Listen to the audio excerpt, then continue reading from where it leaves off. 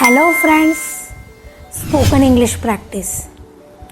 સ્પીકિંગમાં basic things હોય છે અને એના થ્રુ મોસ્ટલી મિસ્ટેક થતી હોય છે, અને એ મિસ્ટેક એટલે કે ફ્રેન્ડ્સ પ્રેઝન્ટ, પાસ્ટ અને ફ્યુચરમાં યુઝ થતા હેલ્પિંગ વર્બ થ્રુ. તો ફ્રેન્ડ્સ, આજના આ વિડીયોમાં શોર્ટ ટાઈમમાં આ કોન્સેપ્ટને આપણે ક્લિયર કરીશું. બિકોઝ ફ્રેન્ડ્સ, બિઝી શેડ્યુલ અને બિઝી લાઈફમાં શીખવું ઘણું બધું છે, પણ ટાઈમની ખૂબ જ મગજમારી છે. અને એટલા માટે ફ્રેન્ડ્સ, હું ઓલવેઝ બેસ્ટમાં બેસ્ટ ઇન્ફોર્મેશનને શોર્ટ ટાઈમમાં ક્લિયર કરવાનો ટ્રાય કરું છું, જેથી તમારો ટાઈમનો પણ સેવ થાય અને તમે કોન્સેપ્ટને પણ ક્લિયર કરી શકો અને સ્પીકિંગમાં તમે એને ઇઝીલીથી ફોલો કરી શકો. તો now friends, watch this video till end, and if you haven't subscribe my channel, then subscribe it.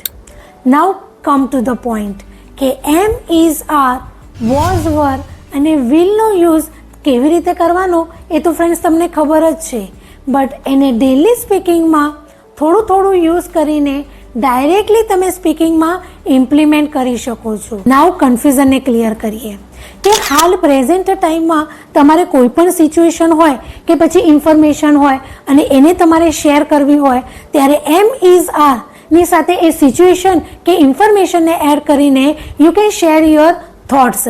Four example, I am a trainer, she is a teacher, we are student, they are in the park, I am happy, she is intelligent, he is sad and it is bark. આ રીતે પ્રેઝન્ટમાં એમ, is, આરને use કરીને તમે basic લેવલના sentence બનાવીને basic two intermediate level સુધી તમે જઈ શકો છો. તો ફ્રેન્ડ્સ, હવે આ જ રીતે પાસ્ટની કોઈ પણ સિચ્યુએશન હતી કે કોઈ ઇન્ફોર્મેશન હતી, એને તમારે જો શેર કરવી હોય ને, તો વોઝ અને વરની સાથે એ સિચ્યુએશન કે ઇન્ફોર્મેશનને એડ કરીને also you can share your thoughts and idea in front of anyone. For example, I was a teacher, she was a trainer, we were student, they were in the park yesterday, I was ill, she was sad, he was intelligent and it was bark. પાસ્ટની સિચ્યુએશનને તમે was word સાથે સેન્ટેન્સની practice share કરી શકો છો. નાવ friends, future એટલે કે ભવિષ્યમાં તમારી કોઈ પણ સિચ્યુએશન થશે કે કોઈ ઇન્ફોર્મેશન આપવી હોય, ત્યારે તમે વિલનો યુઝ કરીને you can share your thoughts and idea.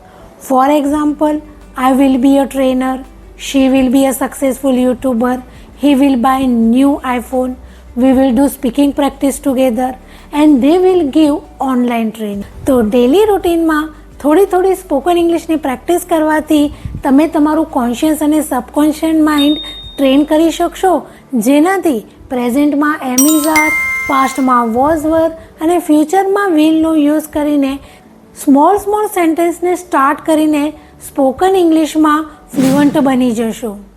I hope you will follow me અને જાણો divine spoken English tips to increase your fluency level and enhance your mindset basic to advanced level. Thank you for watching. Bye bye.